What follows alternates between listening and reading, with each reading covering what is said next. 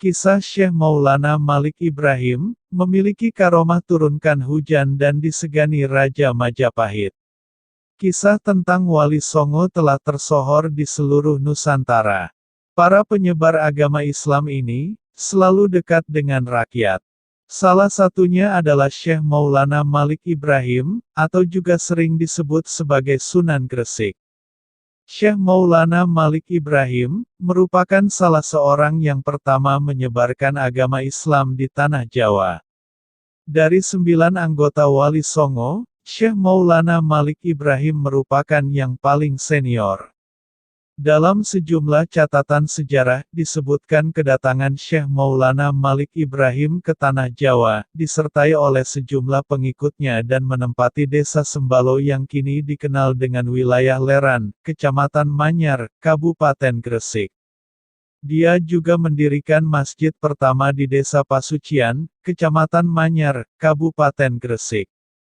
Syekh Maulana Malik Ibrahim, sering kali disebut-sebut memiliki karomah dalam menurunkan hujan saat musim kemarau yang berkepanjangan. Kisah karomah Syekh Maulana Malik Ibrahim tersebut, diawali saat dia mengembara dan bertemu dengan sekelompok orang yang tengah mengadakan upacara pengorbanan seorang gadis di atas bukit untuk meminta hujan.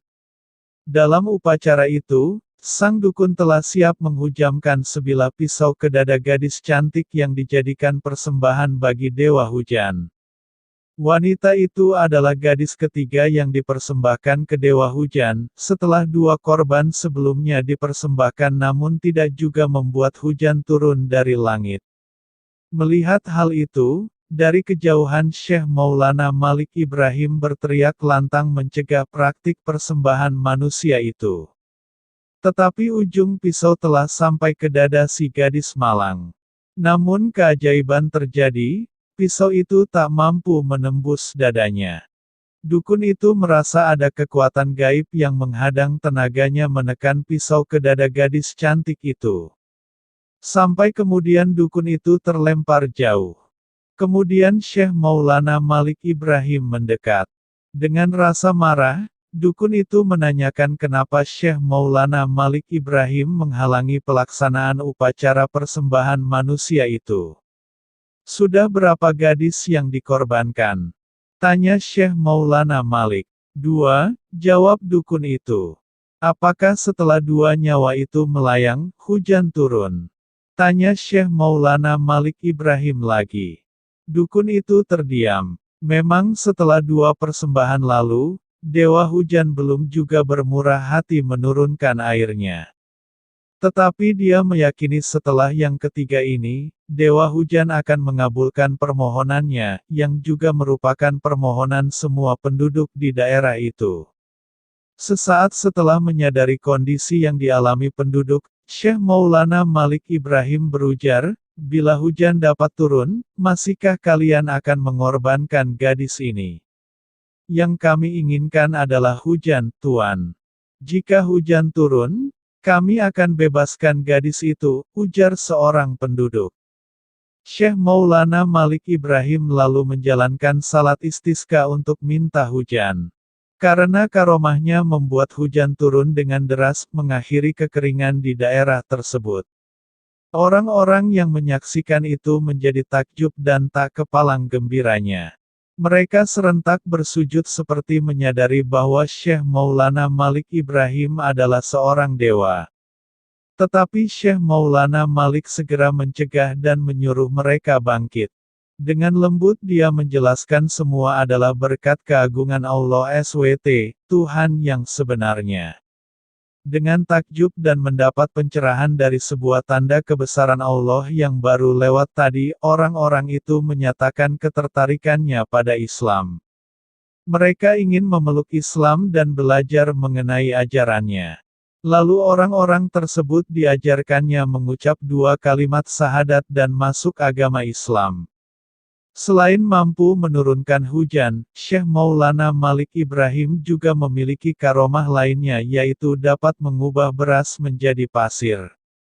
Konon dalam perjalanan dakwah ke sebuah dusun yang diberkahi dengan tanah subur, Syekh Maulana Malik Ibrahim bersama seorang muridnya singgah di sebuah rumah. Rumah itu milik saudagar kaya. Menurut desas-desus pemilik rumah itu amat kikir. Padahal sudah memiliki rumah yang berisi berton-ton beras. Halaman rumahnya pun sangat luas. Di sana tersusun berkarung-karung beras hasil pertanian. Rupanya Syekh Maulana Malik Ibrahim ingin menemui si empunya rumah dan menasihatinya agar meninggalkan sifat fakir dan kikir itu. Saudagar kaya tersebut menerima dengan ramah kunjungan Syekh Maulana Malik Ibrahim. Dihidangkanlah jamuan yang baik bagi Syekh Maulana Malik Ibrahim. Namun sesaat berselang, datanglah seorang pengemis, perempuan tua, ke hadapan orang kaya itu. "Tuan, saya lapar sekali, bolehkah saya minta sedikit beras?" ujar perempuan tua itu sambil melirik ke karung beras yang berada di halaman. "Mana beras? Saya tidak punya beras." "Karung-karung itu bukan beras, tapi pasir," ujar orang saudagar kaya itu. Pengemis tua itu tertunduk sedih. Dia pun beranjak pergi dengan langkah kecewa. Kejadian itu disaksikan langsung Syekh Maulana Malik Ibrahim. Ternyata apa yang digunjingkan orang tentang muridnya ini benar adanya. Syekh Maulana Malik Ibrahim bergumam dalam hati, dan dia pun berdoa. Pembicaraan yang sempat tertunda dilanjutkan kembali. Tiba-tiba ramah tamah antara murid dan guru itu terhenti dengan teriakan salah seorang pembantu orang kaya itu. "Celaka Tuan, celaka. Saya tadi melihat beras kita sudah berubah jadi pasir. Saya periksa karung lain, isinya pasir juga. Ternyata Tuan, semua beras yang ada di sini telah menjadi pasir," kata pembantu itu dengan suara bergetar melaporkan.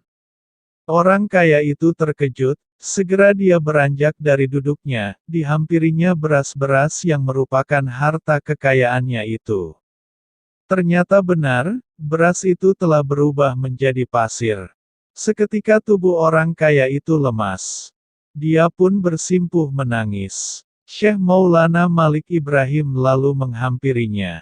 "Bukankah engkau sendiri yang mengatakan bahwa beras yang kau miliki itu pasir, kenapa kau kini menangis?" Syekh Maulana Malik Ibrahim menyindir muridnya yang kikir itu. "Maafkan saya Sunan. Saya mengaku salah." Murid itu meratap bersimpuh di kaki Syekh Maulana Malik Ibrahim. Syekh Maulana Malik Ibrahim tersenyum, "Alamatkan maafmu kepada Allah dan pengemis tadi. Kepada merekalah permintaan maafmu seharusnya kau lakukan," ujar Syekh Maulana Malik Ibrahim. Penyesalan yang dalam langsung menyergap orang kaya itu. Dalam hati ia mengutuk dirinya sendiri yang telah berbuat kezaliman. Kepada Syekh Maulana Malik Ibrahim dia berjanji akan mengubah semua perbuatannya. Dia mohon juga agar berasnya bisa kembali lagi seperti semula. Kekikirannya ingin dia buang jauh-jauh dan menggantinya dengan kedermawanan. Syekh Maulana Malik Ibrahim kembali berdoa, dan dengan izin Allah, beras yang telah berubah menjadi pasir itu menjadi beras kembali. Karena kekuatan yang berasal dari Allah memungkinkan kejadian itu. Orang kaya tersebut tidak membohongi lisannya. Dia berubah menjadi dermawan, tak pernah lagi dia menolak pengemis yang datang. Bahkan dia mendirikan musala dan majelis pengajian serta tempat ibadah lainnya. Menurut beberapa literatur yang ada, Syekh Maulana Malik Ibrahim sangat ahli dalam pertanian, pengobatan dan tata negara. Syekh Maulana Malik Ibrahim juga sempat melakukan perjalanan ke ibu kota Majapahit di Trowulan. Meskipun tidak masuk Islam, Raja Majapahit tetap menerima Syekh Maulana Malik Ibrahim dengan baik, bahkan memberikannya sebidang tanah di pinggiran Gresik. Wilayah itulah yang sekarang dikenal dengan nama Desa Gapura.